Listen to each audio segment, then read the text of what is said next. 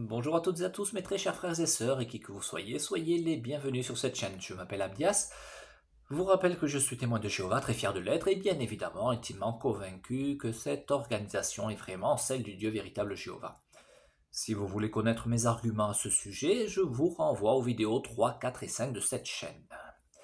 Cette vidéo fait suite aux vidéos numéro 6, 7 et 8 consacrées à cette obéissance aveugle, à ceux qui nous dirigent, à laquelle nous sommes encouragés très régulièrement, qui ne me paraît absolument pas biblique, et qui, comme l'a prouvé le désastre durant la pandémie, peut même être extrêmement dangereuse, voire provoquer la mort de nos chers frères et sœurs, et c'est pour cette raison que ce sujet me tient particulièrement à cœur.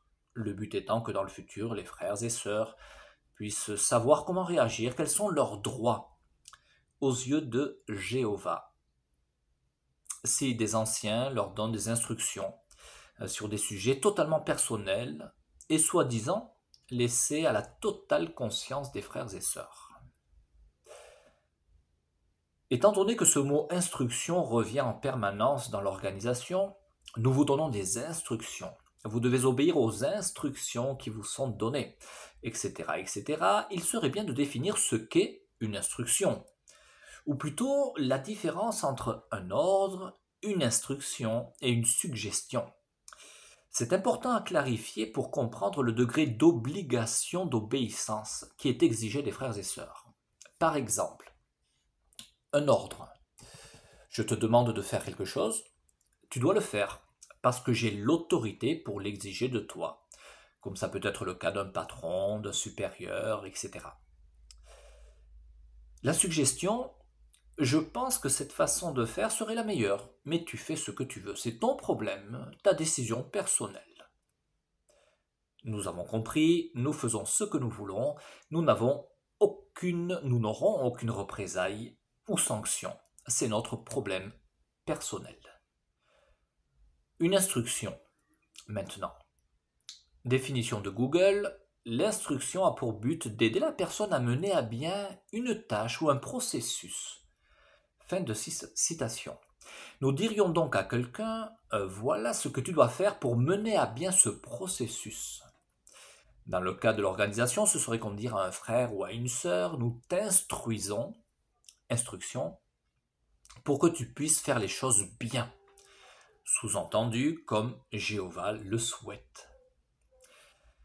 Ce qui sous-entend de façon très claire que si tu ne suis pas l'instruction que l'organisation te donne, que tu décides de faire les choses d'une autre façon, ce n'est pas bien. Parce que visiblement, tu ne te laisses pas instruire. C'est pour cette raison que les instructions que donne l'organisation sont perçues par les frères et sœurs comme des ordres, et certainement pas comme des suggestions. La preuve étant que les frères et sœurs qui n'obéiraient pas seraient considérés comme rebelles, désobéissants, et pourraient se voir menacés de perdre leurs privilèges. Nous avions analysé dans la vidéo précédente la numéro 8, le paragraphe 20 de la page 20 de la tour de garde du 1er octobre 1994 qui interdit rigoureusement à tous les anciens de s'ingérer dans la vie privée des frères et sœurs pour les priver de leur liberté de décider et de prendre leurs propres décisions quand il s'agit de décisions personnelles et qui n'enfreignent aucun principe biblique. Nous avions bien évidemment évoqué la gestion de la crise Covid, sans commentaire. Examinons alors quelques autres situations. Par exemple, l'obligation d'obéir aux instructions en cas de danger, de catastrophe naturelle ou d'éventuelles futures catastrophes naturelles, etc. La tour de garde de décembre 2022, page 19, paragraphe 12, nous pouvons y lire: nous pouvons aussi recevoir des instructions concernant un confinement, une évacuation, une manière d'obtenir des produits de première nécessité, ou le moment et la manière d'apporter nous-mêmes du secours. Ne pas obéir pourrait mettre en péril notre vie, mais aussi celle des anciens. Fin de citation. Donc nous comprenons bien l'obligation d'obéissance dans ce paragraphe. rassure-moi, tu ne veux quand même pas mettre en péril la vie des anciens, en désobéissant aux instructions, n'est-ce pas? Dans ce paragraphe, il est question d'instruction de l'organisation pour nous obliger, par exemple, à nous confiner. Mais, pardon, c'est une décision totalement personnelle. Je ne suis pas un bébé, j'ai la télé moi aussi, j'ai la radio moi aussi, j'ai une Bible moi aussi, j'ai un cerveau moi aussi, je sais prendre mes propres décisions moi aussi. Durant la crise de 2020, quantité de personnes sont décédées à cause du confinement, faute de soins ou suicidées. Si ce choix n'émane pas des autorités gouvernementales, il est donc 100% personnel. Pareil pour une évacuation. Je peux, moi, avoir des informations différentes à celles des anciens, voire plus complètes, qui pourraient m'inciter à ne pas évacuer, par exemple. Mais encore une fois, ce choix est 100% personnel. Il parle ensuite dans ce paragraphe de la possibilité de mettre en péril la vie des anciens si nous n'obéissons pas. Pourquoi pas? Eh bien, le petit Abdias va vous solutionner ce problème en 13 secondes.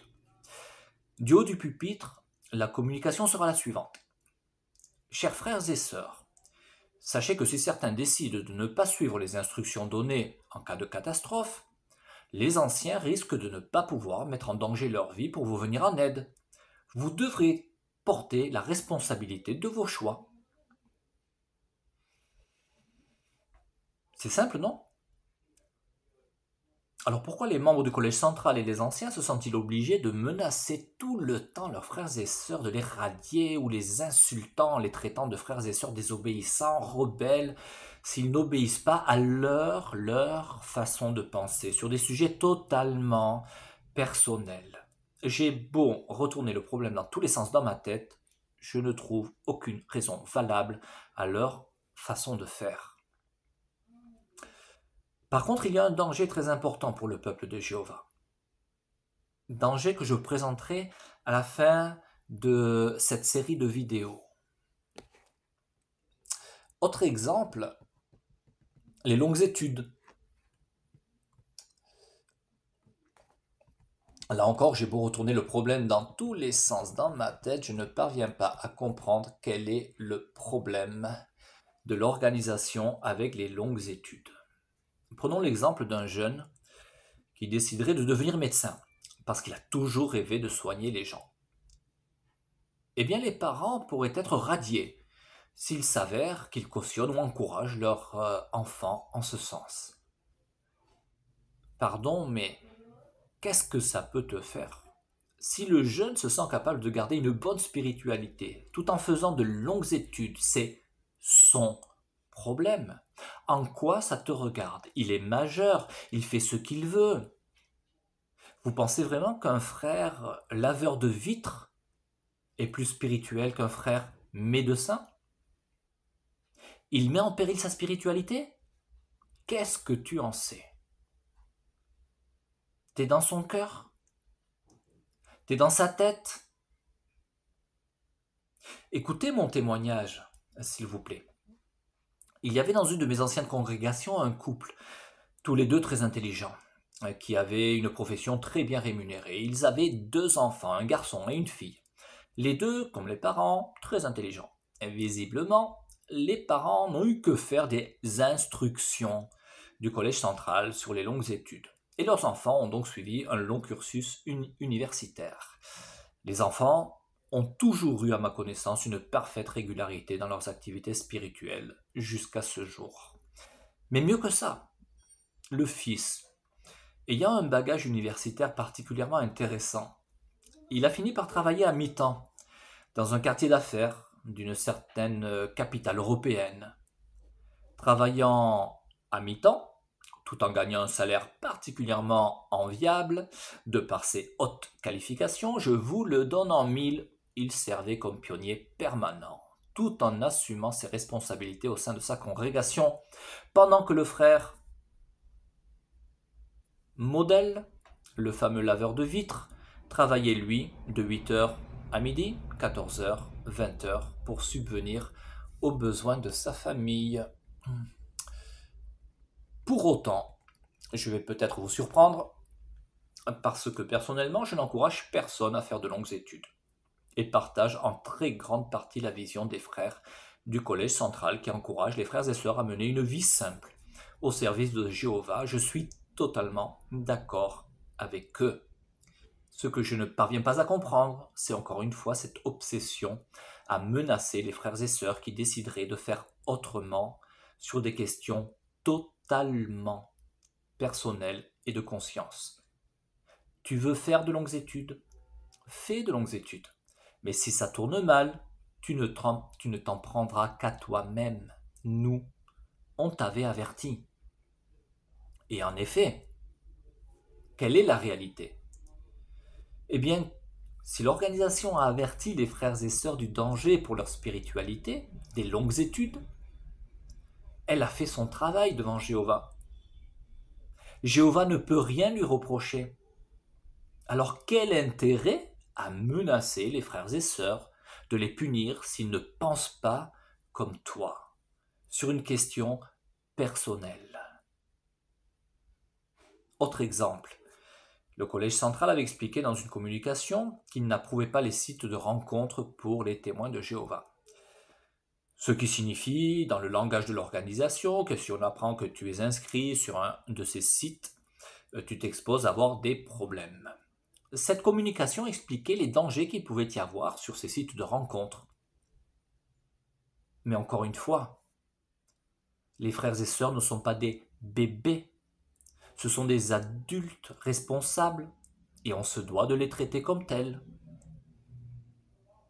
Alors il y a à l'heure actuelle quelques articles de l'organisation qui traitent de ce sujet qui sont extrêmement bien rédigés et qui exposent tous les différents dangers qu'il pourrait y avoir à fréquenter ces sites de rencontres.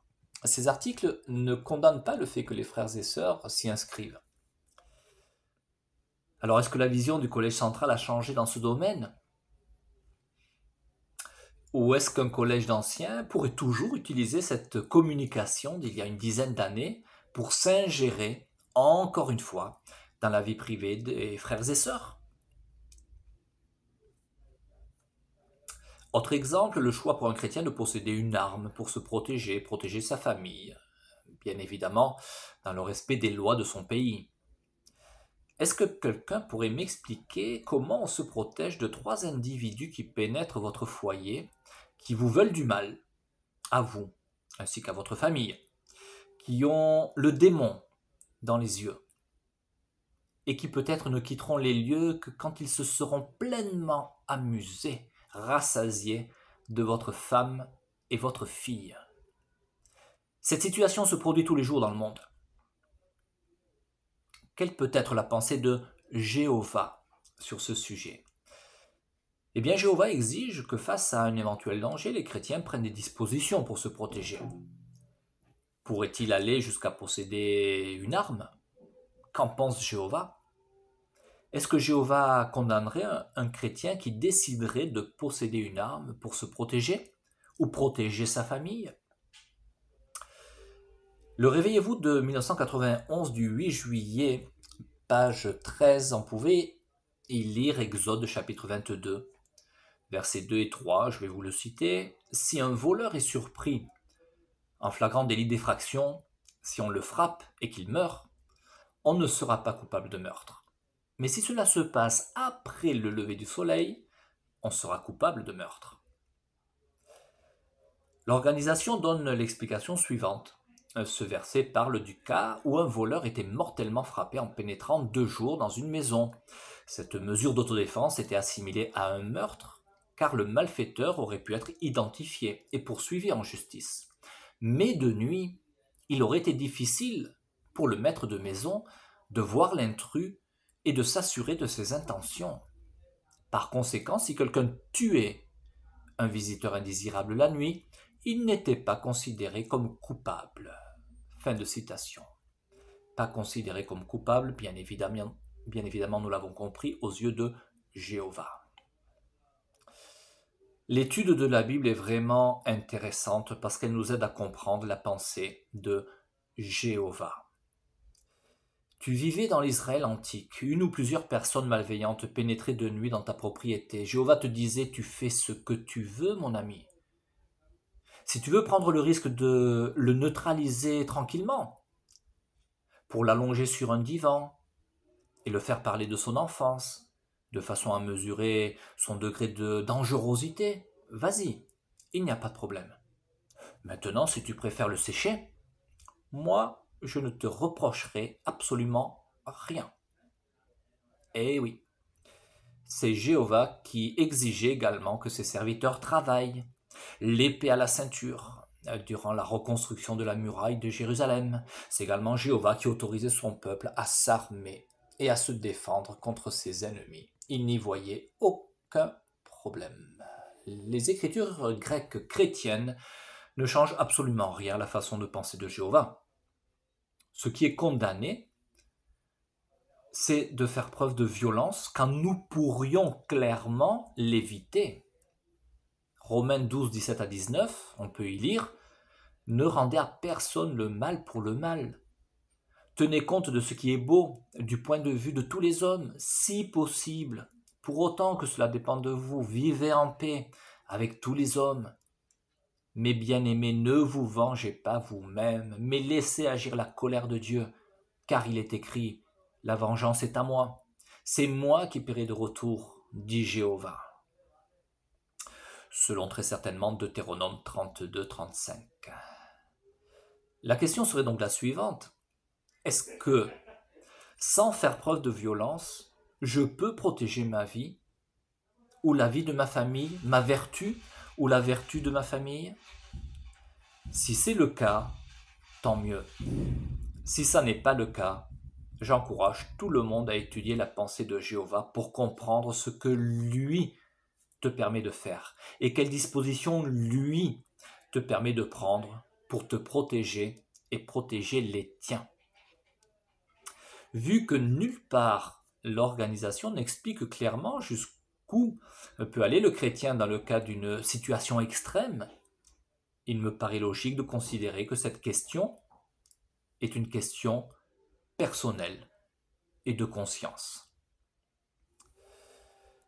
Dans la prochaine et dernière vidéo, je vous propose que nous prenions le temps d'examiner le mécanisme de communication qu'utilise le Collège central pour promouvoir cette fameuse obéissance aveugle à ceux qui nous dirigent. Nous analyserons le film en 2 épisodes produits par les Témoins de Jéhovah et que vous pouvez visionner gratuitement sur le site jw.org. Il s'intitule « Laisse Jéhovah tracer ton chemin ».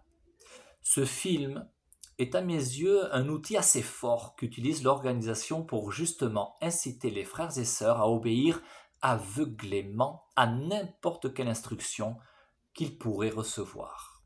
Et à cette occasion, je poserai à mes chers frères et sœurs une question particulièrement pertinente et bien malin le témoin de Jéhovah qui saura m'apporter une réponse.